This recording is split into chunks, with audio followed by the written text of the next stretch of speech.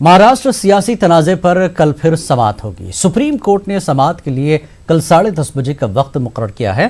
साथ ही तमाम पार्टियों को नोटिस जारी कर अदालत में हिमायत का खत पेश करने की हिदायत दी है और बीजेपी की जानिब से पेश हुए वकील SG तुषार मेहता से गवर्नर के हुक्मनामे और बीजेपी को दावत देने पर जवाब तलब किया है। इसके अलावा मरकज से तमाम तर दस्तावेजात तलब किए गए हैं। सुप्रीम कोर्ट ने कहा कि कल मुनासिब फैसला सादर किया जाएगा। हालांकि NCP और कांग्रेस की जानिब से बीजेपी को आज या कल फ्लोर टेस्ट देने को कहा गया था। NCP का और जो कांग्रेस का पिटीशन था उसके ऊपर नोटिस इशू किया है और डायरेक्ट किया है तुषार मेहता साहब को, जो solicitor general appear of the government की साइड से, कि जो चीफ मिनिस्टर सोरेन जो हुए देवेंद्र फडणवीस, उन्होंने जो लेटर ऑफ सपोर्ट दिया गवर्नर को वो प्रोड्यूस करें और गवर्नर की जो भी कम्युनिकेशन है वो सारे लेटर्स कल 10:30 बजे कोर्ट में प्रोड्यूस करें और कल 10:30 बजे इसकी दोबारा हियरिंग होगी। अभी कोर्ट ने दोनों प्रेयर्स जो थी, जिसमें उन्होंने प्रेयर्स में मांगा था कि उन्होंने कहा था कि जो सरकार बनी है उसको डिसमिस किया जाए और उसके अलावा जो हमारी जो महागाड़ी की जो उसको उद्धव ठाकरे को इनवाइट किया जाए। ये दोनों बात कही थी, उसको नहीं माना है, इशू नोटिस किया है और 10:30 बजे सारे पेपर्स को सेंट्रल गवर्नमेंट से कर रहे हैं। आज कोर्ट ने एक बार फिर से फ्लोर टेस्ट के लिए जो रिपोर्ट थी टोटल, वो तुषार मेहता जी से मांगी है 10:30 पे। और एक आश्चर्य की बात ये होगी कि पिछली बार जब कर्नाटक सरकार बनी थी तब भी अर्जेंसी ली गई थी और कांग्रेस की ओर से अर्जेंसी ली गई थी और उसमें भी वही बात हुई, येदियुरप्पा की सरकार बनी। यहाँ पर एक बात और इम्पोर्टेंट है कि पार्टीज के कोई फंडामेंटल राइट्स नहीं होते हैं। वो आर्टिकल 32 में एक इन्होंने रिट पिटीशन फाइल की, सबसे पहले इनको 226 में जाना चाहिए था हाईकोर्ट, वहां नहीं गए और अर्जेंसी बताई गई और सेम कर्नाटक वाला जो मैटर हुआ सेम उसी का रिपीटेशन है। वहीं कांग्रेस तर्जुमान रणदीप सुरजेवाला ने कहा कि महाराष्ट्र में बीजेपी के जरिए कायम करदा हुकूमत नाजायज है और जिस दिन फ्लोर टेस्ट होगा उस दिन दूध का दूध और पानी का पानी हो जाएगा।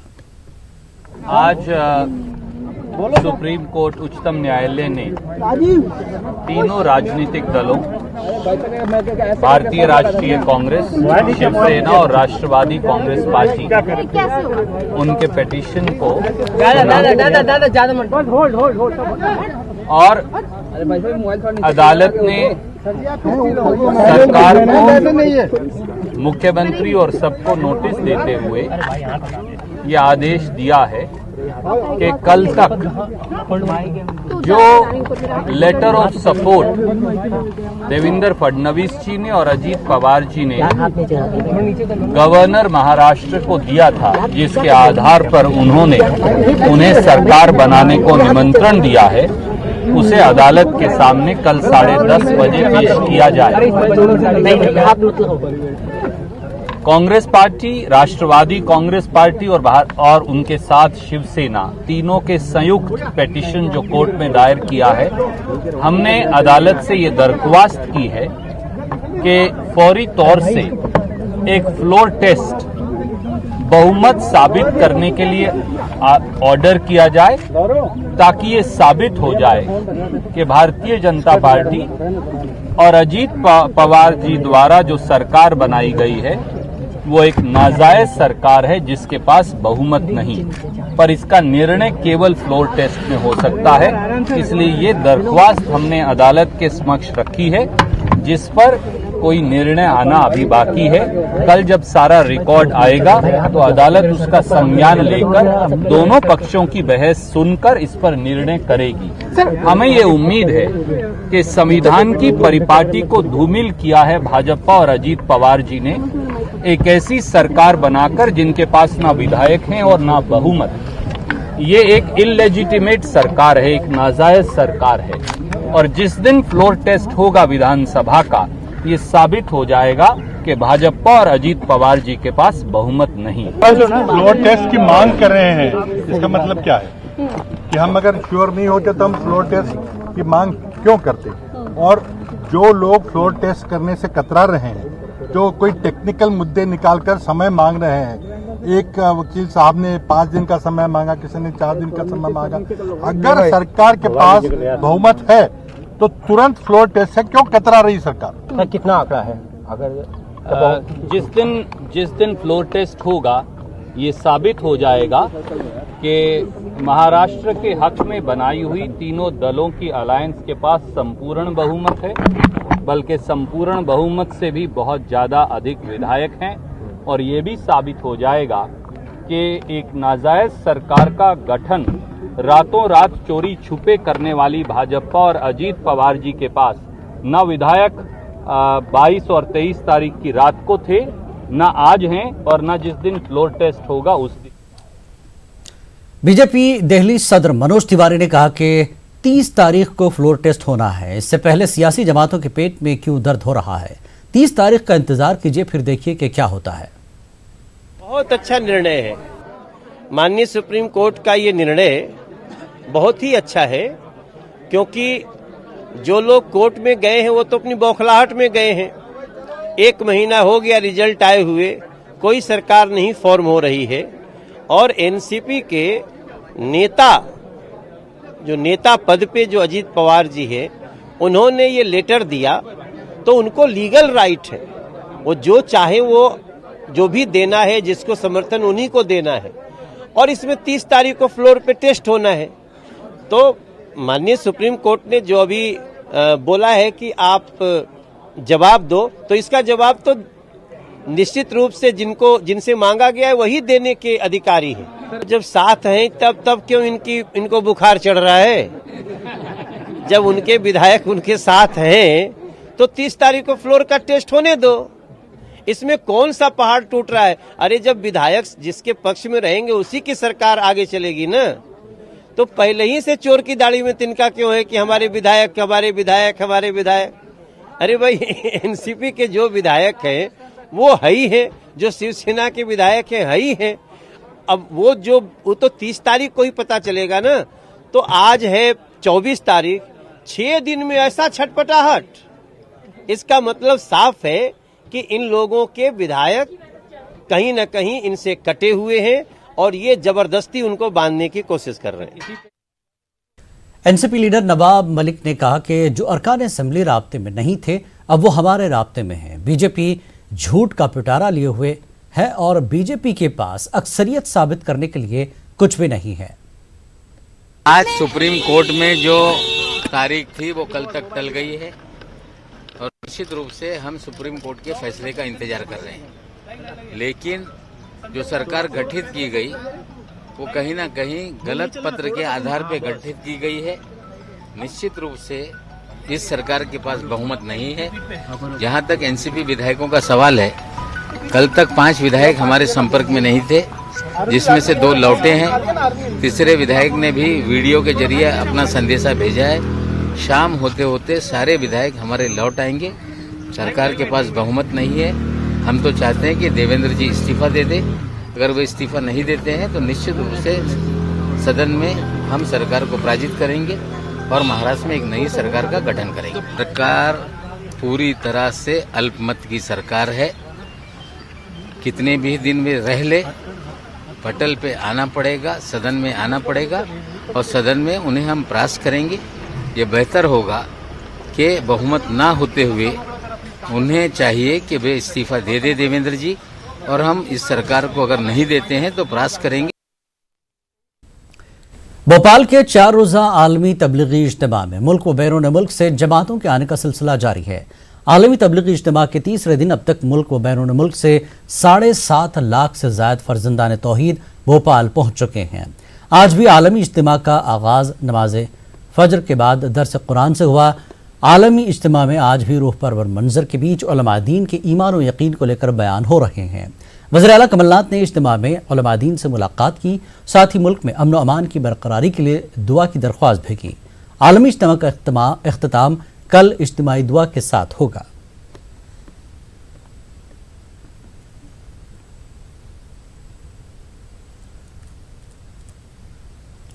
बेंगलुरु के मिनहाज नगर में मस्जिद रहमानिया का इफ्तिताह अमल में आया है। सिटी जामा मस्जिद के खतीब इमाम मौलाना मकसूद इमरान रशादी ने इस मस्जिद का इफ्तिताह किया। शीटों से बनी आर्जी मस्जिद को शहीद करके 4 मंजिला नई मस्जिद तामीर की गई है। इस मस्जिद की खुसूसियत यह है कि यहाँ ख़वातीन के लिए पर्दे के साथ अलहदा इंतज़ाम किया गया है। मस्जिद में इस्लामिक सेंटर भी शुरू किया गया है। इस्लामिक सेंटर में दीनी और असरी तालीम का आगाज किया जा रहा है। साथ ही एक लाइब्रेरी भी कायम की जा रही है। इस तरह कई नए मंसूबों के साथ मस्जिद कायम की गई है। अल्लाह के घर की तामीर पर मकामी लोग खुशी का इजहार कर रहे हैं। मस्जिद कमेटी के जिम्मेदारों ने कहा कि अल्लाह ताला की इबादत के साथ साथ समाजी, तालीमी, फलाही सरगर्मियों का मरकज़ भी इस नई मस्जिद को बनाया जाएगा। माशाअल्लाह सिर्फ 1.5 साल के अरसे में अपने जान, अपने माल, सारी चीज़ों को लगाकर इतनी आलीशान 4 फ्लोर वाली मस्जिद रहमानिया को तामीर फरमाया है। चूँकि ये किसी की मीरास नहीं है, ये अल्लाह की मीरास है, इसलिए हमारे यहाँ के पूरे अहबाब ने बड़ी ही मोहब्बतों के साथ इस मस्जिद को बड़ा खूबसूरत अंदाज से तामीर फरमाया है। मस्जिद बिल्कुल छोटी थी, शीटों की मस्जिद थी, तकरीबन 8-9 साल उसमें नमाज पढ़े। 1.5 साल पहले हज़रत मौलाना मकसूद इमरान साहब रशादी दामद बरकातुहू के हाथों संगे बुनियाद की गई। 1.5 साल के अंदर माशाल्लाह 4 फ्लोर की इमारत, इतनी खूबसूरत मस्जिद। इंशाल्लाह यहाँ पर एक स्कूल भी होगी, यहाँ दुनियावी तालीमात भी होंगी, दीनी तालीमात भी होंगी। इंशाल्लाह मस्तूरात के लिए भी इधर इंतज़ाम रहेगा। हमें दीनी तालीम के साथ साथ दुनियावी तालीम का भी इंतज़ाम है। बच्चों को, खासकर मुसलमानों के बच्चों को दीनी तालीम से सबसे पहले आरास्ता करना, साथ में दुनियावी तालीम से भी ज़्यादा से ज़्यादा कंपटीशन में हिस्सा लेना। यहाँ पे बच्चों के, स्टूडेंट्स के लिए लाइब्रेरी है। लाइब्रेरी सिर्फ अरबी तालीम के लिए नहीं है, लाइब्रेरी इंग्लिश तालीम को मिलाकर है। They can come and study their personal subjects at this place. बहुत खुशी का दिन है आज कि इतनी खूबसूरत मस्जिद इधर बनी है, हम सबको नमाज़ पढ़ने का मौका मिल रहा है। एक चीज़ मैं नोटिस किया कि मस्जिद तो बहुत है इस एरिया में, लेकिन फिर भी ये मस्जिद थोड़ी ख़ास है। छत्तीसगढ़ में नक्सलियों ने तखरीबकारी की वारदात अंजाम दी है। बताया जाता है कि नक्सलियों ने जिला नारायणपुर के मिदोनार गांव में आगजनी की और 4 ट्रैक्टर, एक जेसीबी मशीन और एक मोटरसाइकिल को नजर आतिश कर दिया। इन गाड़ियों को सड़क की तामीर के काम में लगाया गया था। वहां पर प्रधानमंत्री ग्राम सड़क योजना के तहत काम चल रहा था।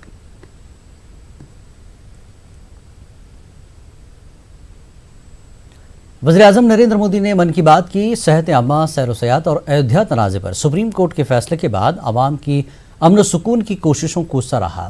पीएम मोदी ने कहा कि 130 करोड़ आवाम ने सुप्रीम कोर्ट के फैसले के बाद जिस तरह मुल्क में अमन सुकून और भाईचारे को फरोग दिया, वो काबिल तारीफ है। वाज़ेह के पीएम मोदी के मन की बात का ये 59वां एडिशन था। मेरे प्यारे देशवासियों, मन की बात में आप सबका स्वागत है।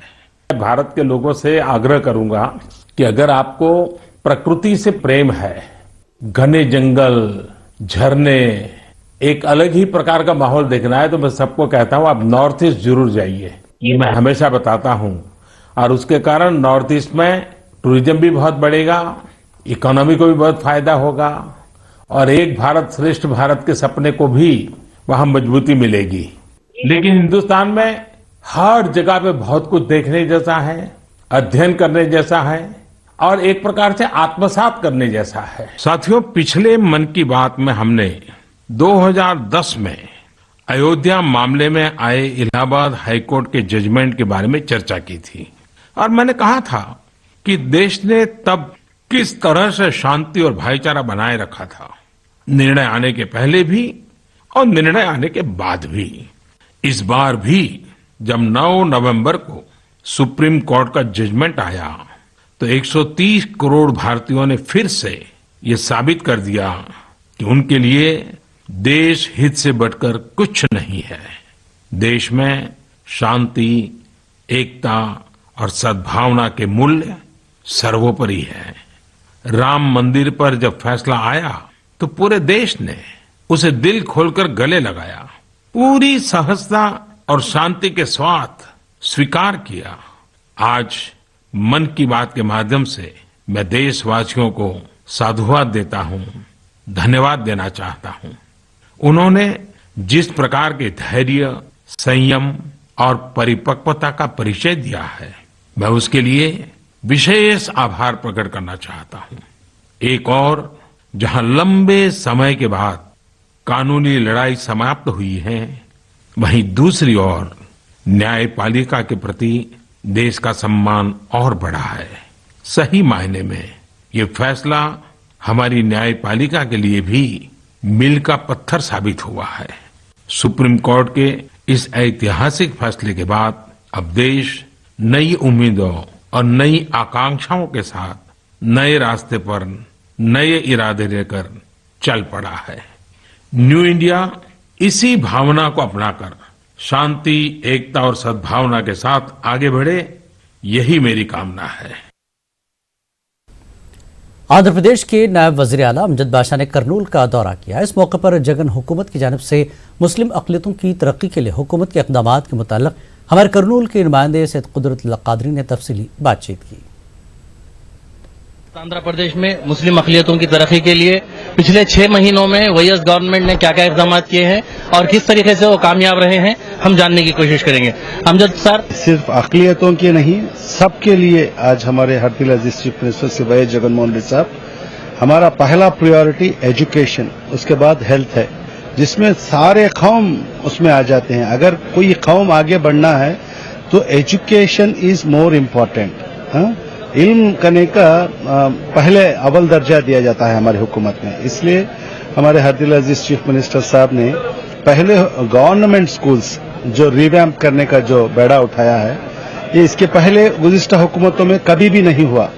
आज नाडू नेडू जो प्रोग्राम शुरू हुआ है, जिसके तहत पूरे जितने भी आंध्र प्रदेश में जो 45,000 जो गवर्नमेंट स्कूल्स हैं, इसको 3 साल में हम इसको रिवैम्प कर, पहले साल में हमने 1/3 स्कूल्स को लिया है, जिसमें हम पूरे जितने भी बेसिक फैसिलिटीज स्कूल्स में हम मुहैया करा रहे हैं, जैसा कि फर्नीचर बच्चों के लिए, क्लासरूम्स और क्लासरूम में फैंस, ट्यूबलाइट्स और उनके बाद टॉयलेट्स को running water, drinking water, pure drinking water हम, और उनको प्लेग्राउंड और स्कूल को कॉम्पाउंड वॉल जैसे बेसिक कम्युनिटीज हम उसको मुहैया करा रहे हैं। आज़मीन हज के लिए क्या क्या करें? हाल में एक जीवो निकाला है, जिसके तहत जिसकी आमदनी 3 लाख के ऊपर है, उनको 60,000 रुपये हुकूमत आंध्र प्रदेश की तरफ से उनको फाइनेंशियल असिस्टेंस दिया जा रहा है, और जिसकी आमदनी 3 लाख से ज्यादा है, उनको 30,000 रुपये हुकूमत आंध्र प्रदेश की तरफ से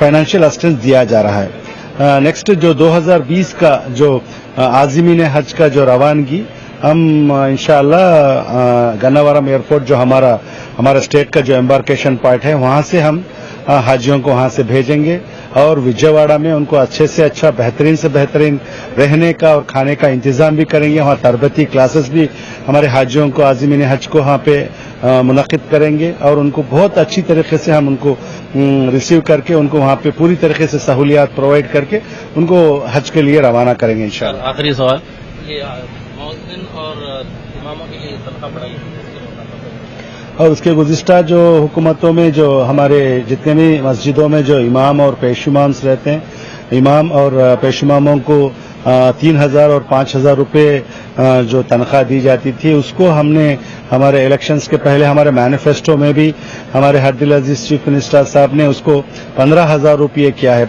10,000 और 5,000, पेशुमाम के लिए 10,000 और मौजिन के लिए 5,000 रुपये, जो हम मार्च के 1 तारीख से उसको हमारे आंध्र प्रदेश में हम उसको इम्प्लीमेंट करने जा रहे हैं। जो हमारे हरदिल अजीज चीफ मिनिस्टर साहब जो मौलाना अबुल कलाम आज़ाद के जो नवंबर 11 तारीख का जो प्रोग्राम था, उसमें उन्होंने डिक्लेयर भी कर दिया कि उसको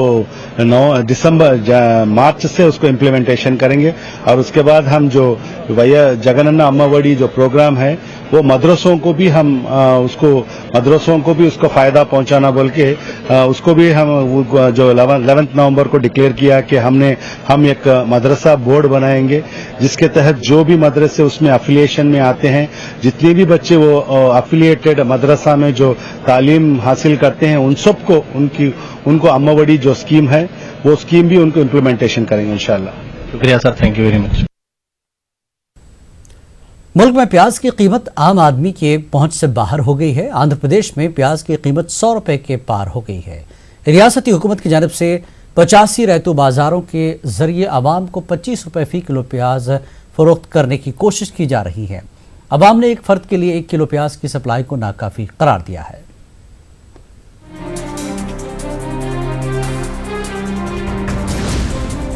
आंध्र प्रदेश में प्याज की बढ़ती कीमत से हर कोई परेशान है।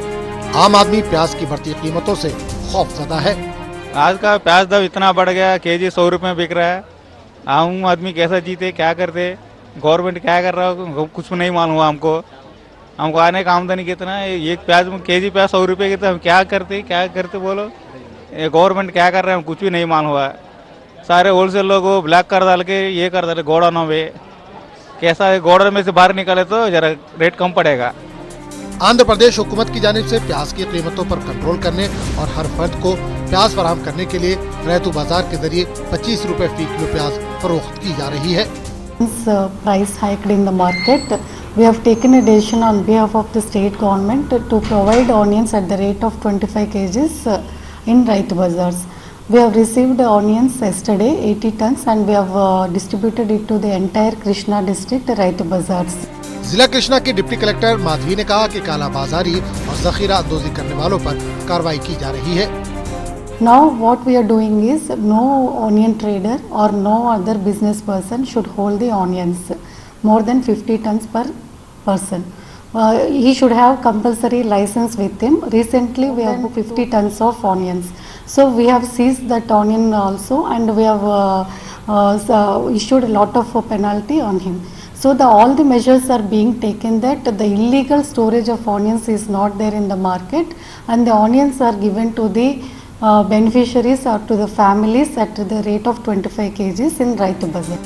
फिलहाल हुकूमत एक महीने के लिए 25 रुपए फी किलो प्याज रियायती कीमत पर फरोख्त कर रही है, लेकिन आने वाले दिनों में प्याज की कीमत से लोगों के आंसू रुक पाते हैं या नहीं, ये आने वाला वक्त ही बताएगा। Bureau report, news 18 Urdu. Jammu Kashmir से दफा 370 हटाने के बाद से कश्मीर में धीरे धीरे हालात बदल रहे हैं। श्रीनगर के लाल चौक, हरी सिंह हाई स्ट्रीट और पुराने शहर में पिछले 4 रोज से दुकानें और दीगर कारोबारी सरगर्मियां ठप हैं। ताम बटमालू और बाकी इलाकों में दुकानें खुली रही, वहीं सड़कों पर निजी गाड़ियों के साथ साथ पब्लिक ट्रांसपोर्ट की आवाजाही देखी जा रही है। श्रीनगर के कई इलाकों में सिक्योरिटी फोर्सेस की तैनाती बदस्तूर जारी है।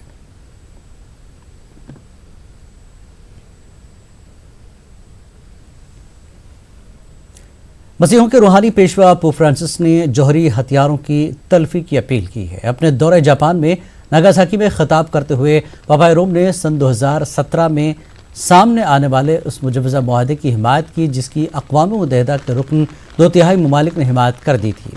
ताहम बड़ी एटमी ताकतों की मुखालफत के सबब इसे हतमी शक्ल न दी जा सकी। ये मुआहदा जौहरी हथियारों पर पाबंदी से मुतल्लक था।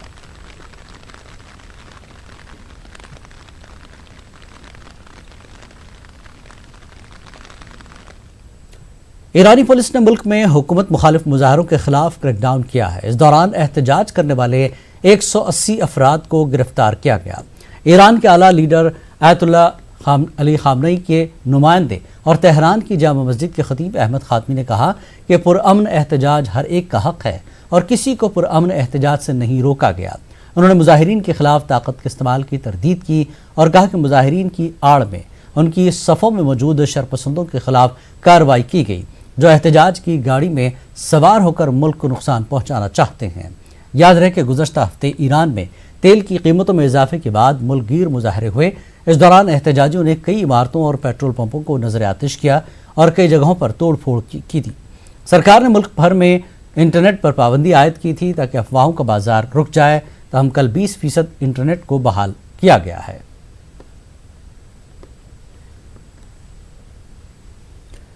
टीम इंडिया ने कोलकाता के ईडन गार्डन पर खेले गए अपने पहले डे नाइट टेस्ट मैच में बांग्लादेश को 1 इनिंग और 46 रनों से शिकस्त दे दी है। ये मैच जीतकर टीम इंडिया ने एक वर्ल्ड रिकॉर्ड भी बनाया है क्योंकि टीम इंडिया की ये जीत इनिंग के फ़र्क के लिहाज से मुसलसल चौथी जीत है। साथ ही टीम इंडिया ने 2 टेस्ट मैचों की सीरीज भी अपने नाम कर ली है।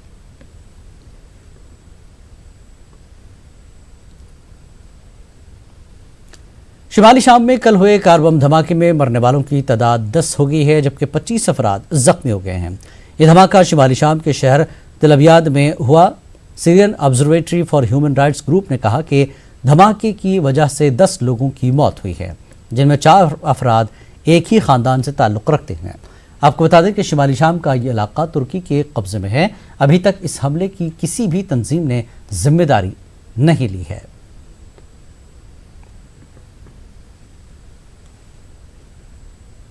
खबरनामे में फिलहाल इतना ही।